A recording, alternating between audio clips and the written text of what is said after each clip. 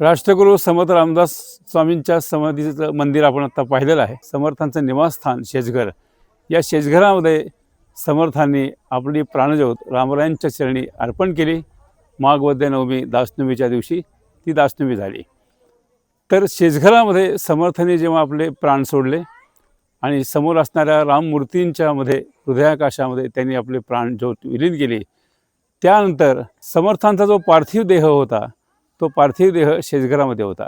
आणि मग शिष्यांनी सगळ्या त्यावेळच्या डोळ्यातून अश्रू येत होते, दुःखाश्रू होते.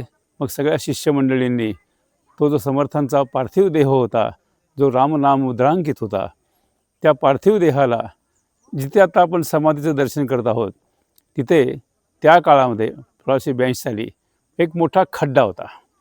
आणि मग त्या खड्ड्यामध्ये समर्थांच्या पार्थिव देहाला सगळ्या शिष्यांनी मिळून त्या ठिकाणी अग्निसंस्कार केले, अर्थात अंत्यसंस्कार केले.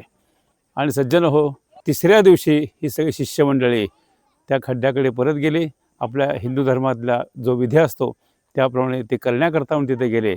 त्यावेळेला हे सगळे शिष्यमंडळी जेव्हा त्या ठिकाणी कार्य करत होते, विधी करत होते, तेव्हा त्या खड्ड्यामधून समर्थांची ही जी समाधी आहे ही स्वयंभू समाधी त्या खड्ड्यामधून प्रगट झाली. पण कोणत्याही पाथरवठाने कोणत्याही ह्यानी ही समाधी बांधलेली नाही, तरी समाधी स्वयंभू त्या खड्ड्यामधून प्रगट झालेली आहे. त्यावेळेला हा जो खड्डा होता तो बुजवावा असे विचार मनामध्ये आले होते शिवरायांच्या मनात. पण समर्थ म्हणाले की बुजवू नका, याचा पुढे मोठा उपयोग होणार आहे. तेव्हा संतांची दृष्टी होती.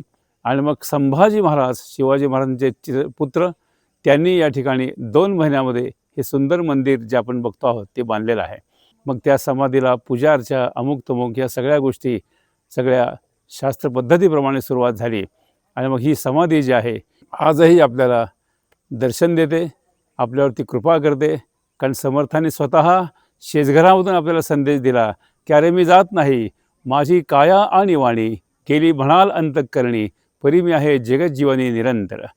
मला जर बघायचं असेल तर आत्मा रामदासबोध, माझे सर्व सदसिद्ध असता न करावा हो खेद भक्तजनी. नका करू खटपट, पहा माझा ग्रंथ नीट, जेणे सायुज्याची वाट गवसेल की. अशी समर्थांची स्वयंभू समाधी 1682 साली या ठिकाणी प्रगट झाली. जय जय रघुवीर समर्थ.